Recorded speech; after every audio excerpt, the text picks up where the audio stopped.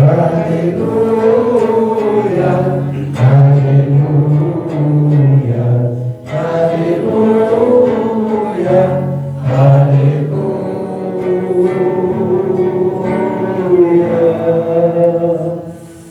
O Senhor esteja convosco. Proclamação do Evangelho de Jesus Cristo segundo Lucas. Naquele tempo, as multidões perguntavam a João: que devemos fazer? João respondia: quem tiver 2 túnicas, dê uma a quem não tem. E quem tiver comida, faça o mesmo. Foram também para o batismo cobradores de impostos e perguntaram a João: mestre, que devemos fazer? João respondeu: não cobreis mais do que foi estabelecido. Havia também soldados que perguntavam: e nós, que devemos fazer? João respondia: não tomeis à força dinheiro de ninguém. Não façais falsas acusações. Ficai satisfeitos com o vosso salário. O povo estava na expectativa e todos se perguntavam no seu íntimo se João não seria o Messias. Por isso, João declarou a todos: eu vos batizo com água, mas virá aquele que é mais forte do que eu, e eu não sou digno de desamarrar a correia de suas sandálias. Ele vos batizará no Espírito Santo e no fogo. Ele virá com a pá na mão, vai limpar sua eira e recolher o trigo no celeiro, mas a palha ele a queimará no fogo que não se apaga. E ainda, de muitos outros modos, João anunciava ao povo a boa nova. Palavra da salvação.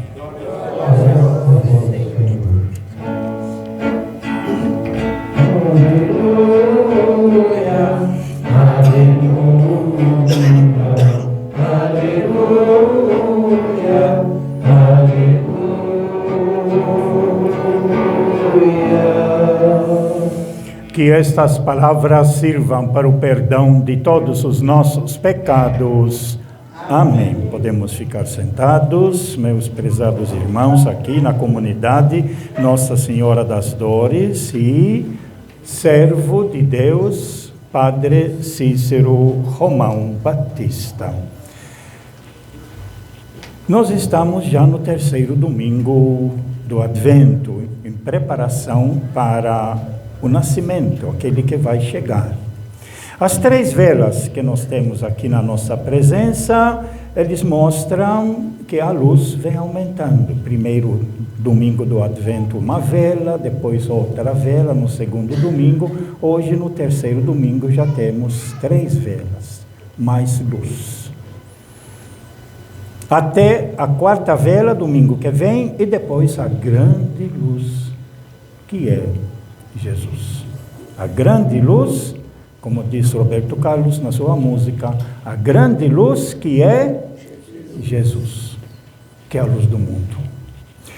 Como preparação, nesse 3º domingo, é conhecido como domingo, em latim, é chamada Gaudete, que significa alegria, Gaudete, domingo Gaudete, domingo de alegria, porque tanto a primeira leitura como a segunda leitura, e depois nós temos a exultação do nosso salmo de responsorial, o salmo de meditação, todos falam de grande alegria porque Deus vai salvar seu povo. Deus vai mandar o seu Messias. A primeira leitura, ela já diz aqui: canta de alegria, cidade de Sião. Rejubila, povo de Israel, alegre-te. e exulta de todo o coração, cidade de Jerusalém. O Senhor revogou a sentença contra ti, afastou teus inimigos. O rei de Israel é o Senhor, ele está no meio de ti, nunca mais temerás o mal. E aí fala e anuncia que esse povo que estava escravo por 50 anos, exilado lá na Babilônia, o dia desse exílio está acabando e eles vão voltar para a sua terra de onde foram levados. Mas ficaram 50 anos. É uma grande alegria alguém que está no hospital e dizer, olha, daqui um dia ou 2 dias você vai ter alta. Ou quando a mãe recebe a notícia, seu filho tem alta. Grande alegria chega, então, a mãe que recebe essa notícia. Assim, esse povo muito alegre, porque já foi decretada a sua libertação da escravidão lá da Babilônia. O Salmo, a característica básica dele coloca exatamente exultai cantando alegres, habitantes de Sião, porque é grande em vosso meio o Deus Santo de Israel. Tudo isso vai fazer referência àquele que Deus vai mandar, que era chamado Messias, o libertador, aquele que vai trazer a salvação para seu povo, e todo o povo de Israel, na realidade, esperava a vinda do Messias, como vai dizer no nosso Evangelho. A nossa segunda leitura também vai falar da alegria e começa por 2 vezes falando isso. Irmãos, alegrai-vos sempre no Senhor. Eu repito, disse, alegrai-vos. E aí mostra que o comportamento deles deve ser que a vossa bondade seja conhecida por todas as pessoas do mundo. Incentiva realmente para saber pedir, para poder viver de acordo com o desejo de Deus, a vontade de Deus, e quando realiza essa promessa do pedido feito pelo fiel, aí também precisa agradecer. Tanto pedir para viver melhor, quanto agradecer quando alcançar a graça. E a nossa leitura do Santo Evangelho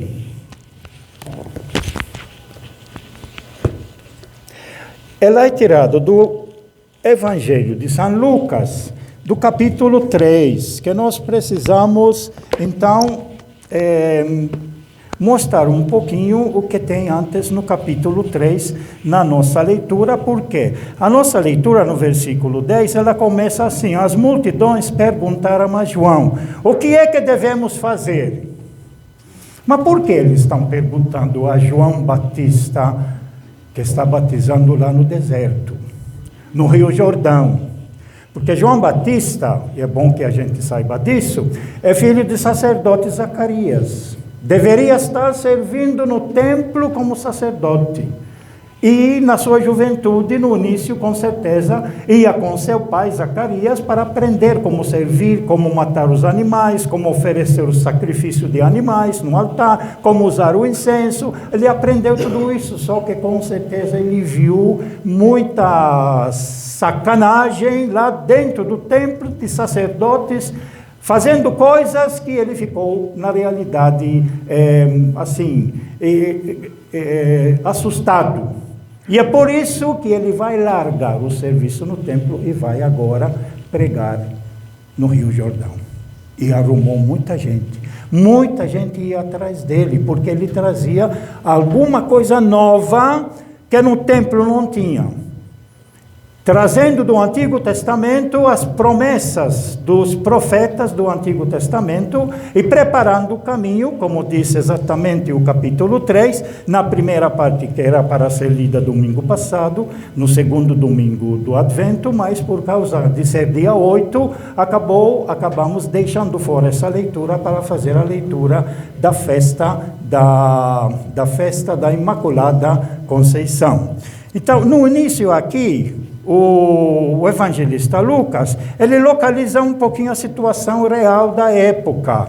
Fazia 15 anos que Tibério era imperador de Roma. Pôncio Pilato era governador da Judeia. Herodes governava a Galileia. Seu irmão Filipe governava a Itureia e a Traconítide. E Lisânias, que é o outro irmão, a Abilene. Aí no templo, Anás e Caifás eram sumos sacerdotes. Foi nesse tempo que Deus enviou a sua palavra a João, no deserto, no Rio Jordão. Não no templo. Isso é muito importante perceber. É a pregação que devia ter feito domingo passado. Foi nesse tempo que Deus enviou sua palavra a João, filho de Zacarias, por isso que ele era sacerdote, faz questão de dizer, filho do sacerdote Zacarias, mas não está no templo, mas está agora lá no Rio Jordão, como profeta, não como sacerdote. É a opção que ele fez de sair lá do templo e ir lá no Rio Jordão. Então, filho de Zacarias, lá no deserto. E João, que é conhecido como Batista, e João, porque batizava, chamado João o Batizador, e João percorria toda a região do Rio Jordão, pregando um batismo de conversão para o perdão dos pecados. O batismo de João Batista é diferente do batismo de Jesus. O batismo de João Batista é um apelo, é com água, assim como a água tira a sujeira do corpo, assim a conversão, o arrependimento vai tirar a mácula que nós temos do pecado que nós fizemos. Esse é o batismo de João Batista. O batismo de Jesus vai ser outro que ele vai explicar mais tarde. E João percorria toda a região do Rio Jordão, pregando um batismo de conversão para o perdão dos pecados, conforme está escrito no livro do profeta Isaías, falando sobre João. Esta é a voz daquele que grita no deserto: preparem o caminho do Senhor, endireitem suas estradas. Isso que é a conversão. As coisas tortas na nossa vida precisam ser endireitadas. As colinas e as montanhas que nós temos na vida, nós precisamos nivelá-los. Isso é o discurso que ele pega lá do profeta Isaías do Antigo Testamento.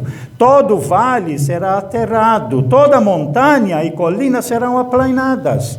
Isso significa aquilo que não está fora da estrada reta, aquilo que atrapalha, precisa ser nivelado. Isso na vida de cada um de nós. As estradas curvas ficarão retas e os caminhos esburacados serão nivelados.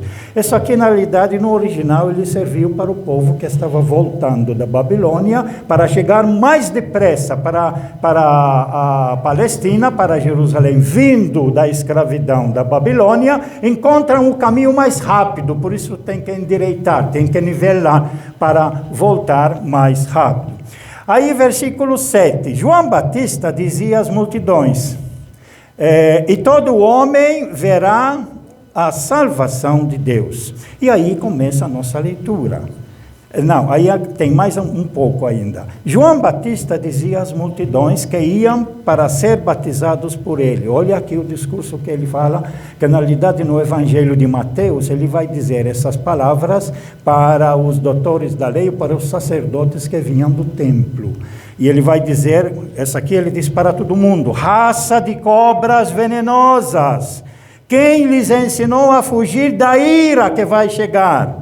Façam coisas para provar que vocês se converteram e não comecem a pensar: Abraão é nosso pai. Porque eu lhes digo, até destas pedras Deus pode fazer nascer filhos de Abraão. E aí ele vai dizer uma coisa que tem o julgamento. O machado já está posto na raiz das árvores. Por quê? A árvore que não produz frutos, o que vai acontecer? Vai ser cortada. E que vai dizer: e toda árvore que não der bom fruto será cortada e jogada no fogo. Esse é o julgamento. O julgamento daqueles que fazem o mal, fazendo uma comparação com a árvore. A árvore que devia produzir bons frutos, mas não produz, tira e coloca outra árvore para poder produzir os bons frutos. O julgamento que João Batista está pregando. E aí entra a leitura nossa.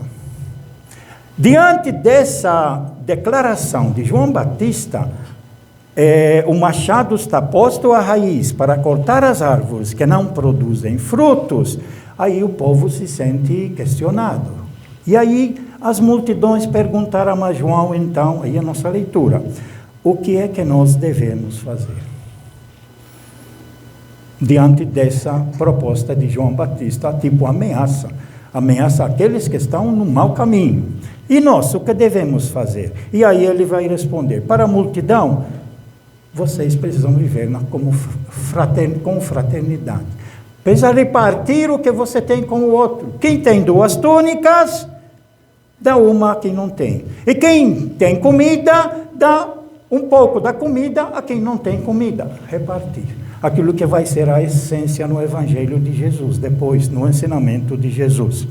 Mas aí teve outros que se aproximaram de João Batista.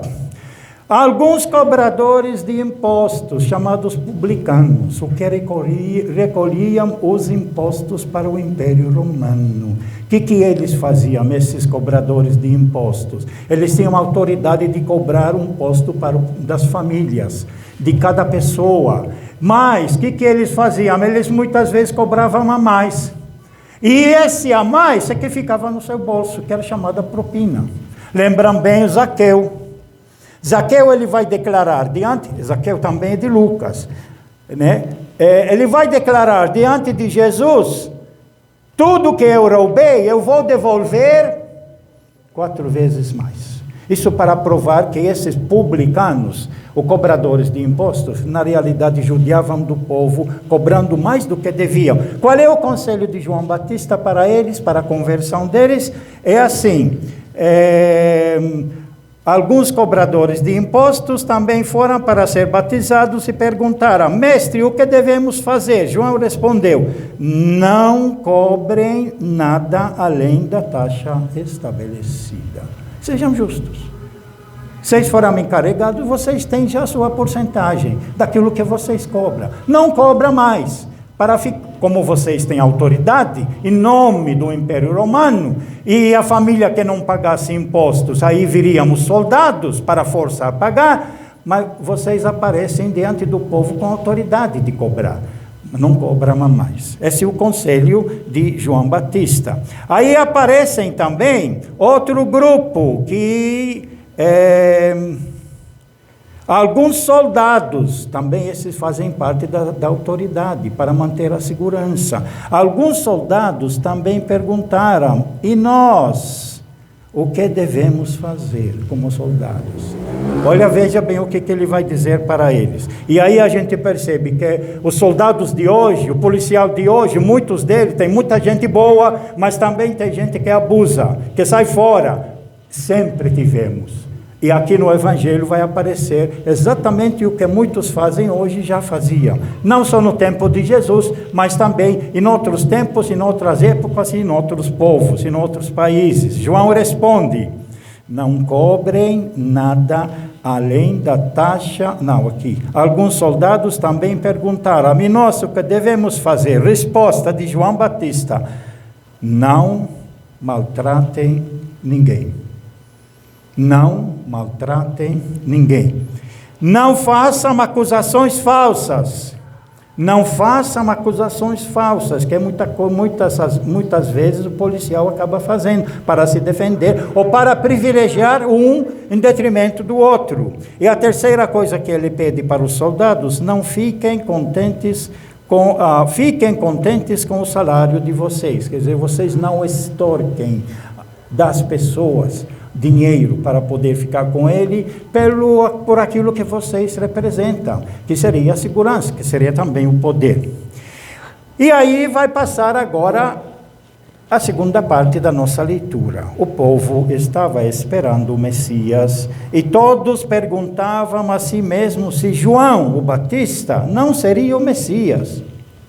E aí, por isso que era necessário que João Batista fizesse essa declaração que ele vai fazer, porque ele tinha muitos seguidores, por isso a multidão que ia lá atrás de João Batista, que via nele a idoneidade, e viam nele, trazendo ao presente a profecia, o ensinamento dos profetas do Antigo Testamento, chamando a justiça, chamando a partilha, chamando a fraternidade.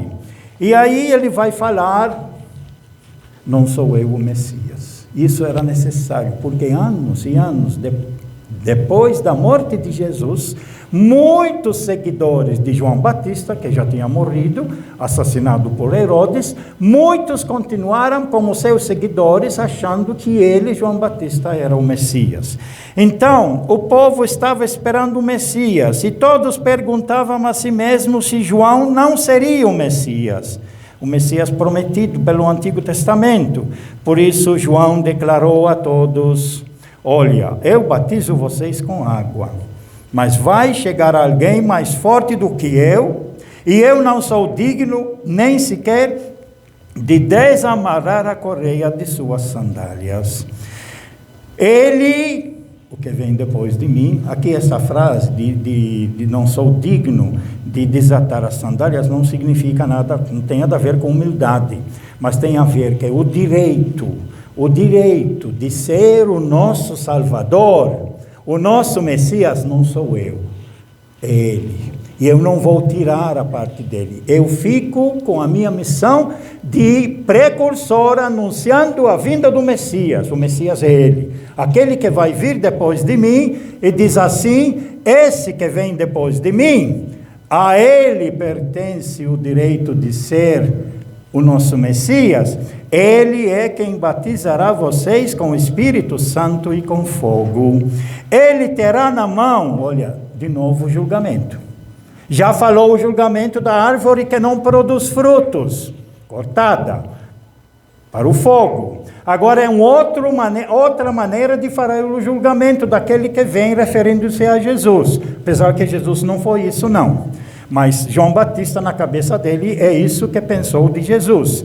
Ele terá na mão uma pá, vai limpar sua eira e recolher o trigo no seu celeiro. É uma maneira como eles limpavam o trigo. E tem a espiga, primeiro passava o animal, pisando nas espigas para soltar o trigo que tem dentro. Depois, o camponês, ele tinha uma pá, ele pegava tudo que estava juntos, levantava e um pouco de vento, por isso que era um lugar um pouco mais alto, passava o vento. O vento faz o quê? Quando você joga para cima, o trigo que é mais pesado, ele cai, enquanto a palha, ela é levada pelo vento. E aí, onde cai a palha, o que ele disse aqui que faz? Ele terá na mão uma pá, vai limpar sua eira e recolher o trigo no celeiro para fazer pão, mais tarde, mas a palha ele vai queimar no fogo que não se apaga.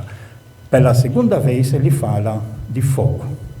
E ele fala que ele batizará vocês com o Espírito Santo e com fogo. Minha opinião, esse fogo aqui, ao meu ver, o que João Batista está dizendo é o julgamento.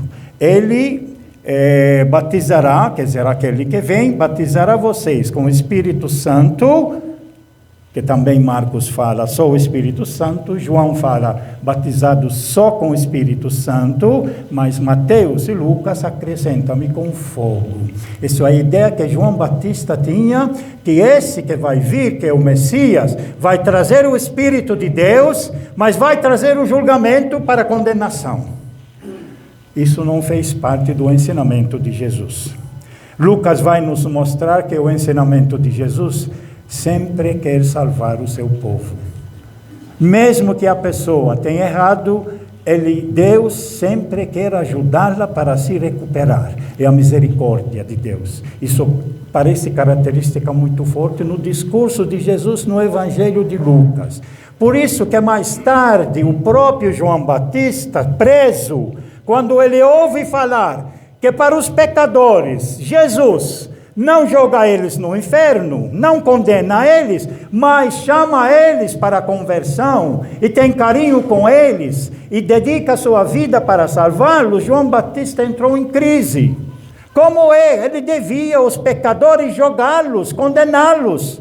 Como João Batista tinha falado, o machado já está na raiz da árvore. Enquanto Jesus diz não. O pai sempre quer salvar o seu filho. E aí nós temos a diferença entre aquilo que João Batista pensou sobre Jesus Cristo e aquilo que Jesus Cristo na realidade nos ensinou e fez na sua vida. Não cortar, não condenar, não jogar no inferno, mas oferecer a vida, mas salvar, ter paciência, ter misericórdia, porque todos somos seus filhos. Essa parte aqui de João Batista e esse fogo que fala aqui, Jesus Cristo não assumiu. Jesus Cristo realmente foi um Messias diferente do que tanto os profetas do Antigo Testamento, como o último profeta do Antigo Testamento, que é João Batista, pregou. Jesus não seguiu esse caminho deles, porque Jesus trouxe do Pai quem é o verdadeiro, único e verdadeiro Deus. Deus que ama todos os seus filhos. E mesmo aqueles que erram, Deus quer ajudá-los. Mas depende da pessoa. Se ela não quer, ela acaba se perdendo. Não porque Deus julgou e condenou, mas porque ela, ao continuar fazendo o mal, ela acaba se prejudicando a si mesmo e se perdendo. Esse ensinamento diverge muito o ensinamento de Jesus do julgamento que João Batista pregava, pensando que aquele que vem vai fazer esse julgamento e vai julgar e colocar no inferno todos os pecadores. Que, aliás, essa pregação sempre aparece na boca de alguns pregadores de querer ameaçar e falar para os pecadores, para os malfeitores, né? Para os malfeitores, vocês vão para o inferno, Deus vai castigar vocês. Esse não foi o ensinamento de Jesus Cristo. Jesus Cristo sempre perdoa. Sempre perdoa. Inclusive, a palavra final, que está no Evangelho de Lucas exclusivamente, a palavra das 7 palavras de Jesus na cruz, é essa. Da cruz, Jesus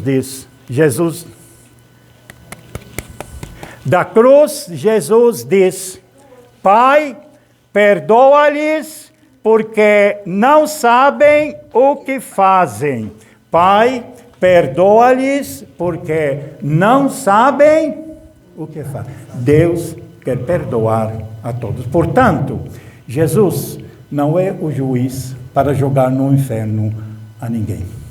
Jesus é um juiz que quer salvar a todos e até deu a sua vida na cruz, oferecendo a sua vida para poder salvar os mancos, os coxos, os pecadores, e deu a sua vida por causa disso.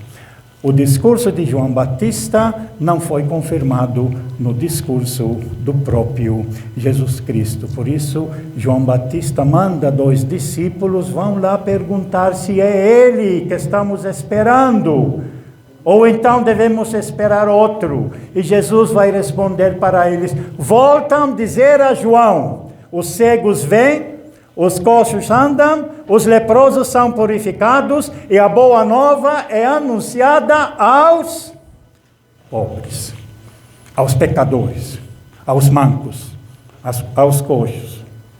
Esse é o projeto que Jesus Cristo nos trouxe, que vai além dessa profecia aqui do próprio João Batista, que é o maior profeta, como Jesus Cristo disse, porém, dentro do Antigo Testamento. Porque o menor no meio de vós, que segue o reino que Jesus nos mostrou, portanto, com perdão, com misericórdia, o menor no meio de vós é maior do que João Batista. Isso está no discurso de Jesus Cristo. Isso é bom a gente conhecer, né? A pregação de João Batista, no final, não coincide com aquilo que Jesus Cristo realizou na sua vida, que veio para salvar a todos. Louvado seja nosso Senhor Jesus Cristo. Creio